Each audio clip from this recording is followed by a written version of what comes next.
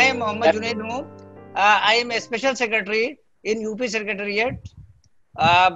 मेरा एक brief presentation है इस पर कि job opportunities in government services. देखिए यहाँ से है जो अभी तक के जो भी इससे पहले के लोग जो भी स्पीकर्स रहे, तो उन्होंने जैसे कि जो ओवरऑल मतलब सेंट्रल सर्विसेज हैं, जो ओवरऑल इंडिया की सर्विसेज हैं, वो उसके बाद डिफरेंट स्टेट्स की सर्विसेज का एक ब्रीफ दिया, बल्कि और डिटेल कहना चाहिए आज के प्रेजेंटेशन के टाइम लिमिट को देखते हुए जो दिया वो उस काफी डिटेल था।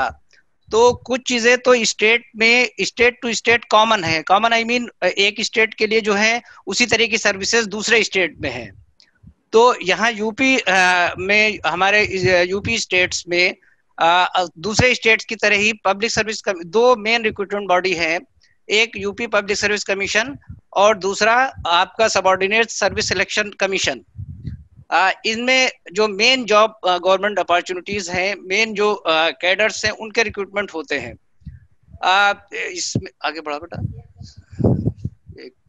देखिए जो मेन एग्जाम्स हैं जो यूपी पीएससी से कंडक्ट होते हैं वो ये है आपकी combined state upper subordinate services, then UP secretariat का सबसे इंपॉर्टेंट पार्ट, चूंकि मैं सेक्रेटरीट से हूँ एट प्रेजेंट, इस पे मैं थोड़ा सा ज्यादा फोकस करना चाहूंगा। यूपी सेक्रेटरीट में एक बहुत ही इंपॉर्टेंट पोस्ट है रिव्यू ऑफिसर, जिसको हिंदी में कहते हैं समीक्षा अधिकारी। समीक्षा अधिकारी का देखिए स्टेट्स में तमाम सारी जो क्लास 2 या क्लास 3 की पोस्ट है, वो पोस्ट तो बहुत सारी हैं जैसे डिफरेंट स्टेट्स में देखा, लेकिन उनका जो एडवर्टीजमेंट नोटिफिकेशन होता है, रिक्रूटमेंट होता है, बड़ा लिमिटेड होता है। बट सेक्रेटरीट, यूपी सेक्रेटरीट एक ऐसा ऑर्गेनाइजेशन है जहां पर जैसे रिव्यू ऑफिसर है करीब 2000 पोस्ट है, असिस्टेंट रिव्यू ऑफिसर है करीब 1000 पोस्ट है। तो इनके जो रिक्रूटमेंट है ईयरली तो नहीं, मतलब रेगुलर ईयर में तो नहीं, लेकिन 2 साल 3 साल पर होते रहते हैं। तो मेरा सजेशन यहाँ पर यह है पार्टिसिपेंट से जो भी इसमें है कि वो अपने आप को apart from other state level competitions, वो अपने यूपी सेक्रेटरीट के एग्जाम्स को लिए तैयार करें। इनका अलग से एग्जाम होता है, इनकी जो क्वालिफिकेशंस हैं वो ग्रेजुएट हैं।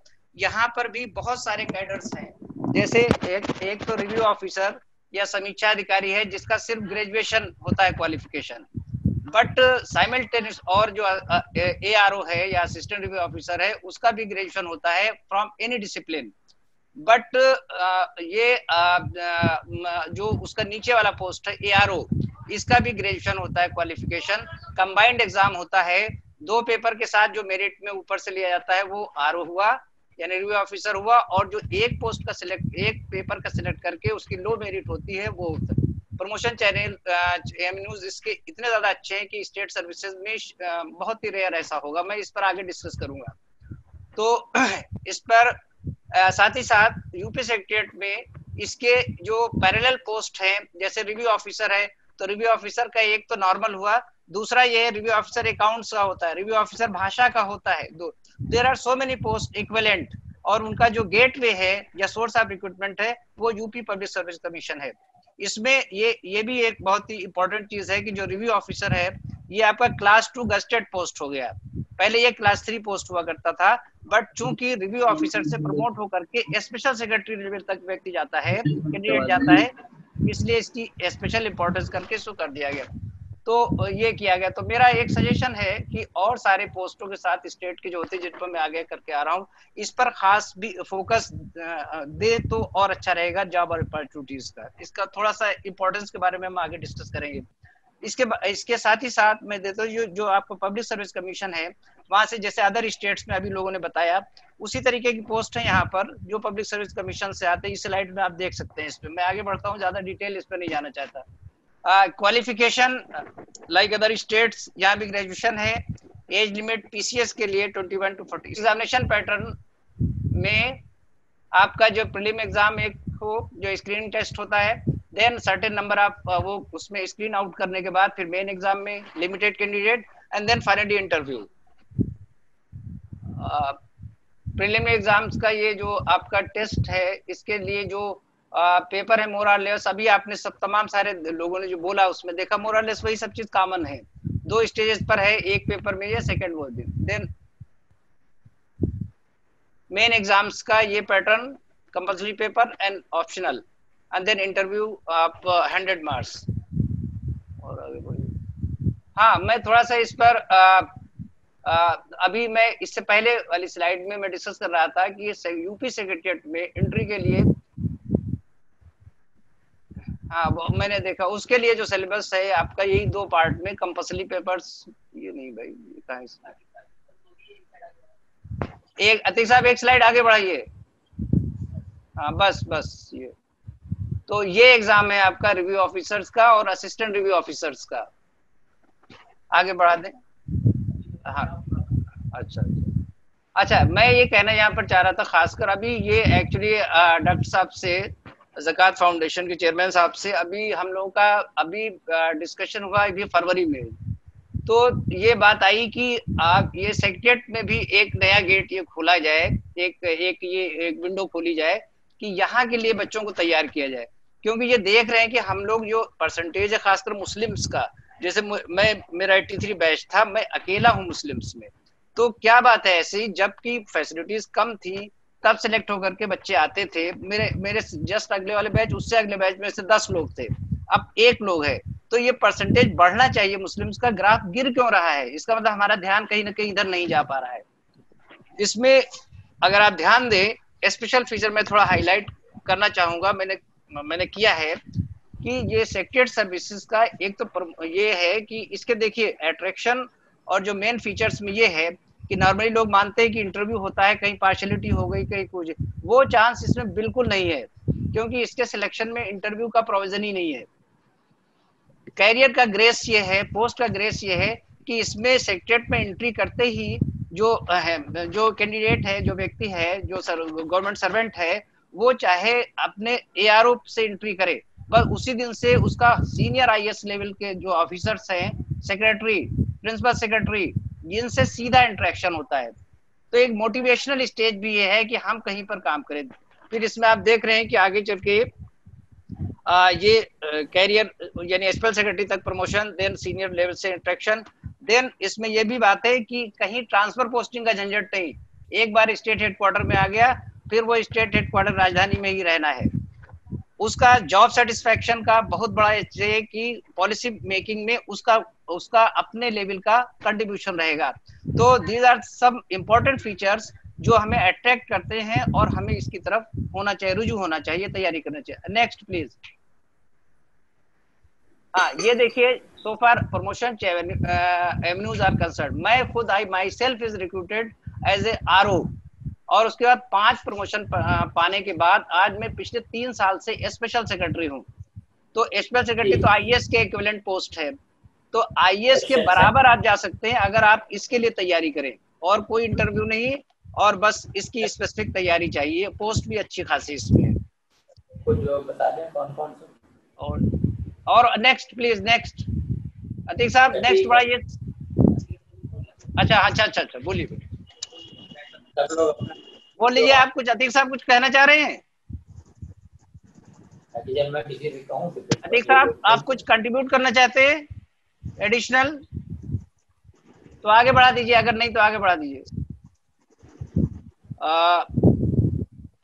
ये खासकर मैं ये बात कर रहा था, जैसे एग्जाम्स का जो सिलेबस है, तो रिव्यू ऑफिसर और असिस्टेंट रिव्यू ऑफिसर्स का ये 2 पार्ट में है। फर्स्ट वही आपका प्रिलिमिनरी टेस्ट, देन सेकंड जो है आपका वो ये आपका जनरल हिंदी, और इसमें ऐसे होता है। स्पेशली यहाँ पर ये है कि चूंकि हिंदी स्पीकिंग स्टेट है, हमारी जो राजभाषा भी है, ऑफिशियल लैंग्वेज भी वो भी हिंदी है, थोड़ा हिंदी का आजकल जो बच्चे पढ़ते हैं ना ज्यादातर, मतलब अपना इंग्लिश साथ साथ में अपनी इसका भी वो रखें, छोटे छोटे आर्टिकल लिखना, लैंग्वेज की छोटी छोटी बातें जो हाई स्कूल लेवल की होती हैं वो अपना साथ में, अपना जो पढ़ रहे हैं उसके साथ साथ में उसको बनाए रखें इस खास सर्विस में एंट्री करने के लिए। Next please. हाँ, साथ ही साथ में जो हमारे बताया कि दूसरी बॉडी जो यूपी में है, आपकी यूपी सबऑर्डिनेट सिलेक्शन कमीशन, ये ग्रुप सी की पोस्टों के लिए, जैसे आपका जूनियर असिस्टेंट, आपका कंप्यूटर असिस्टेंट, और ये सब पोस्ट के लिए है। तो ये तमाम सारे इसमें सेक्रेटरिएट का भी है, आपका कंप्यूटर असिस्टेंट है, तो इनके लिए भी ये है। मोरालेस वही सब इसमें सब्जेक्ट होते हैं, उससे लोअर लेवल के जनरल स्टडीज और ये सब आपका जनरल हिंदी, जनरल इंग्लिश, ये सभी में कॉमन है। ये बच्चे साथ साथ में जो पढ़ रहे हैं साथ साथ में तैयारी रखे।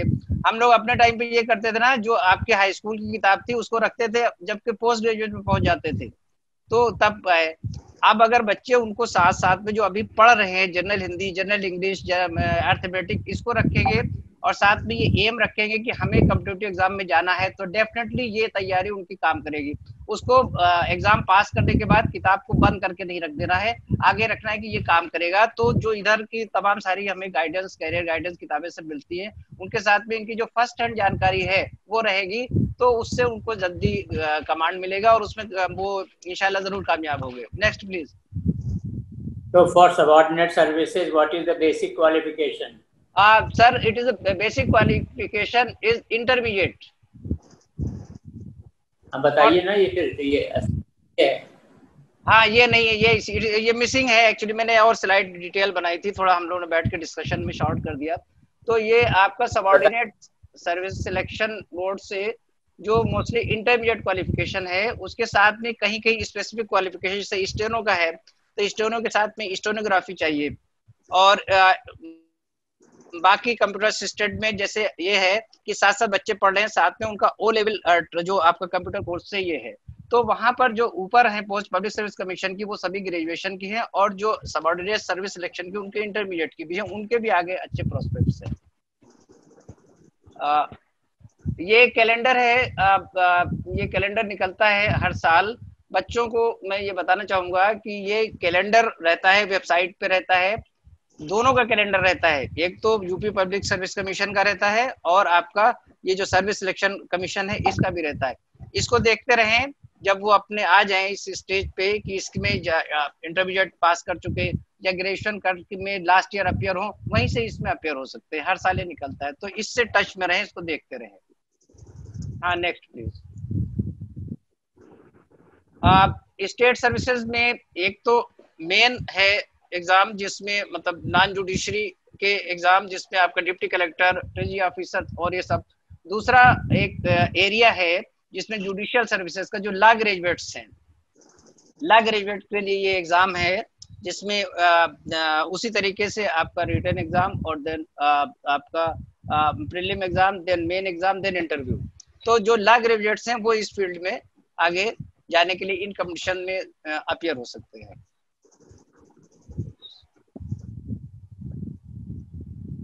ये एलिजिबिलिटी है जो अभी मैंने बताया लॉ ग्रेजुएट्स का। हाँ एक और है, ये स्टेट में हाई कोर्ट का अपना सर्विस सिलेक्शन एक पैटर्न है, उनका अपना बोर्ड है। ये कंपैरेटिवली इजियर है एग्जाम, जो रिसर्च जो आपका रिव्यू ऑफिसर और असिस्टेंट रिव्यू ऑफिसर सेक्रेटरिएट में जाता है, उसका सिलेबस थोड़ा सा मतलब कहना चाहिए टफ है in comparison to high court. High court के भी रेगुलर एग्जाम होते हैं, ये इनका अपना अलग, मतलब ये पब्लिक, ना तो ये पब्लिक सर्विस कमीशन से होता है ना सर्विस सिलेक्शन बोर्ड से होता है। इसमें भी 2 स्टेजेस होती हैं, इसमें ग्रेजुएशन क्वालिफिकेशन होती है और 2 स्टेजेस इसके होते हैं। एक मेन एग्जाम, वो भी ऑब्जेक्टिव होता है, देन जो अपना इंटरव्यू प्लस टाइप टेस्ट ऐसे करके एक वो होता है, जिसमें जनरल इंग्लिश और इस तरीके कुछ डिस्क्रिप्टिव चीजें राइटिंग की होती है। ये भी बहुत अच्छा एग्जाम है, इसके लिए भी तैयारी करनी चाहिए। मैं अभी सेक्रेटरीट सर्विसेज की चर्चा कर रहा था, इसमें एक एरिया एपीएस का है। एपीएस जो कि सर्विस सिलेक्शन बोर्ड में स्टेनो का होता है, उनका लोअर स्केल होता है, वो इंटरमीडिएट से आते हैं। यहाँ एपीएस जो है एडिशनल प्राइवेट सेक्रेटरी, पहले ये पीए कहलाता था, अब ये हो गया एडिशनल प्राइवेट सेक्रेटरी। बहुत ही ग्रेसफुल सर्विस है ये एपीएस से होकर के, और ज्वाइंट सेक्रेटरी के रैंक का जो प्राइवेट सेक्रेटरी ग्रेड 4 या ग्रेड 5 होता है वहां तक के जाता है। इसकी क्वालिफिकेशन पहले इंटरमीडिएट थी, बट अब ग्रेजुएशन हो गई। ग्रेजुएशन होता है इसमें, साथ में इसमें स्टेनोग्राफी चाहिए। तो साथ साथ बच्चे कभी ऐसे middle class, lower middle class के होते हैं, बहुत ज्यादा एफोर्ड नहीं कर सकते, तो वो इंटरमीडिएट में जब पहुंचे तभी से वो स्टेनोग्राफी सीख लें, टाइपिंग सीख लें, तो इसके साथ में जाते हैं। ये सेक्रेटरीट के अलावा इतना ब्राइट जो प्रमोशन है इस कैडर का कहीं नहीं है। आप देख रहे हैं इस स्लाइड में कि आपका ये जो एपीएस आता है, एपीएस से ये अपने ऊपर से ये असेंडिंग ऑर्डर में ऐसे मानते हैं कि एपीएस से और फिर ग्रेड 1 इस तरह जाते थे। Principal private secretary retirement, that is up to the rank of joint secretary और स्पेशल सेक्रेटरी। बहुत अच्छा एरिया है, इस पे लोगों का ध्यान इसमें कम जाता है, इधर भी बच्चों को ध्यान देना चाहिए। Stenography requirement is in which language? Stenography is in Hindi language. English, if they know English stenography, they will be given preference. But the first and basic requirement is that they should be knowing stenography in Hindi up to the with the speed of 80 words per minute. So, is it clear, sir? Yes, may I go ahead, sir? Please go ahead. Next area is, that is the police sector. So there are so many posts. For police recruitment, there is a separate board, UP Police Recruitment Promotion Board.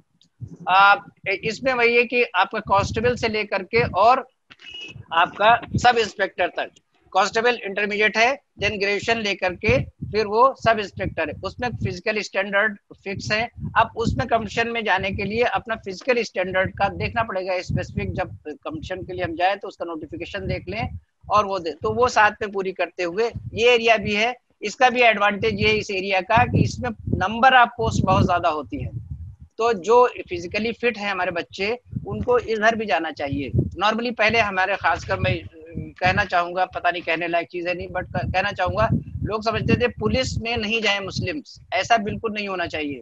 जाए तो ये आपका जो lower और उसके है, जल्दी नौकरी चाहते हैं कांस्टेबल करे, और थोड़ा सा डिग्निफाइड चाहते हैं सब इंस्पेक्टर्स में जाए, बाकी आईपीएस तो वहां पर है ही है।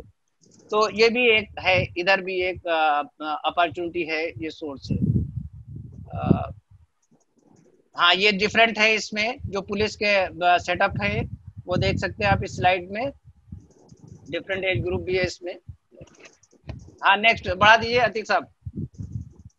ये देखिए कांस्टेबल का एज ग्रुप और फिजिकल स्टैंडर्ड और टेस्ट थोड़ा सा उसमें देखना पड़ेगा जब हम एग्जाम विशेष को करने के लिए जाते हैं। Next please ji.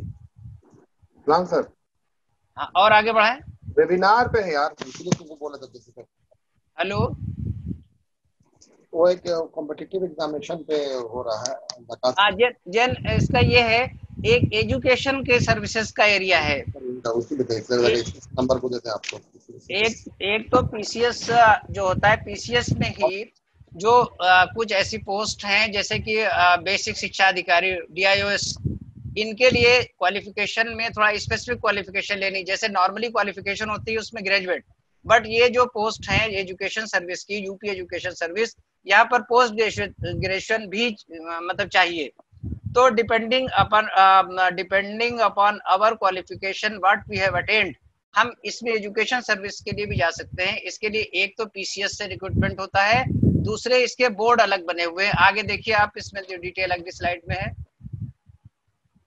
टीचर्स का एक तो वो एजुकेशन में, एडमिनिस्ट्रेशन में जाने के लिए अलग है, जो आपका बीएसए है और उसके नीचे जो है और हैं। देन टीचर्स, इसकी स्पेसिफिक सिलेक्शन के लिए जो अपने टीचर्स का जो आपका एजुकेशन के यहाँ पर सेकेंडरी के लिए अलग, हायर के लिए अलग, तो इसके लिए तो स्पेसिफिक क्वालिफिकेशन होती है, जैसे का आपका मान लीजिए ग्रेजुएशन, पोस्ट ग्रेजुएशन, उनकी डिग्री होती है, एलटी ग्रेड है, बीएड के लिए एलटी ग्रेड है, बीएड है, और वो फिर आगे जो उस पे एमफिल और लेक्चर के लिए अब और उस पे कुछ आ गए हैं टेस्ट वगैरह, जैसे आपका वो करने रहते हैं। तो हमारा डिटेल के नीचे वेबसाइट दिया हुआ है, इस पे देख करके बच्चे आगे इस तरफ भी जा सकते हैं। Next please. तो मैंने ट्राई किया कि एक ग्लिम्स देने का इसका।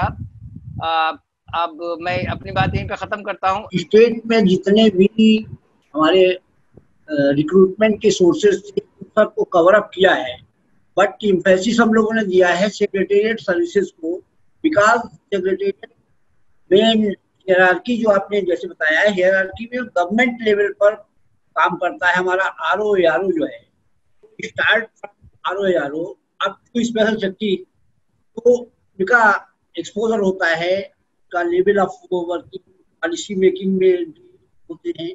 तो बच्चों को जो हम कहना चाहते हैं, तो आपका प्रेजेंटेशन था सर, वो बहुत ही बेहतरीन था इन बच्चों के लिए, कि ये कम से कम अपनी लाइफ स्टाइल जैसे आजकल आ रहा है कि कोरोना के हिसाब से आप अपनी लाइफ स्टाइल चेंज कर लीजिए, कोरोना नहीं जाएगा, आप अपनी लाइफ स्टाइल चेंज। तो वैसे ही जो बच्चे हैं up to class 9th and 12th and graduation and post graduation level, अभी से अगर 8th 9th वाला बच्चा 2 आवर्स पर डे सिर्फ इस पर वो करे, ग्रुप बना ले, जैसा आपने प्रेजेंटेशन बहुत ही बेहतरीन किया, और इससे मोटिवेट होने की है और बच्चों में ध्यान पैदा हो कि हाँ ये अदर देन प्राइवेट जॉब या और किसी उसमें जाने के, गवर्नमेंट में आने की कोशिश करें। गवर्नमेंट में भी तो जैसे जुनेद साहब ने जो प्रेजेंटेशन किया, प्रेजेंटेशन में पब्लिक सर्विस कमीशन का जो है वो तो अब सेक्रेटेरिएट एंड अदर लेवल का है।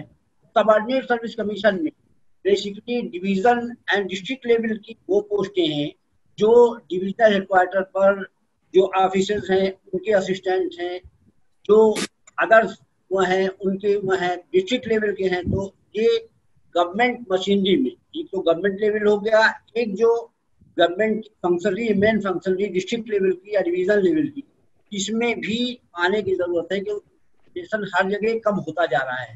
जैसा जुनेद साहब ने बताया, वी आर फ्रॉम 78 बैच से हम लोग 22 आए थे आउट ऑफ 125। अब रेशियो इतना घटता जा रहा है कि 85 में only 1% has entered as a reviewing officer. तो बात यह है कि हाँ, जैसा सेक्रेटरी क्या हुआ है, only written examination, no one out of how sir one out of how many? hello batch size out of 100 only 1। तो अब धीरे धीरे रुझान एकदम कम होता जा रहा है सर। हमारे बच्चे जो है वो कॉम्पिटिटिव एग्जाम में बैठते ही नहीं है। जैसा साहब ने बताया, फरवरी में आपसे जो मीटिंग हुई थी, इसी बात हुई, यहाँ कम से कम यहाँ जो हमारा रिप्रेजेंटेशन है ये अप्रोप्रिएट हो जाए।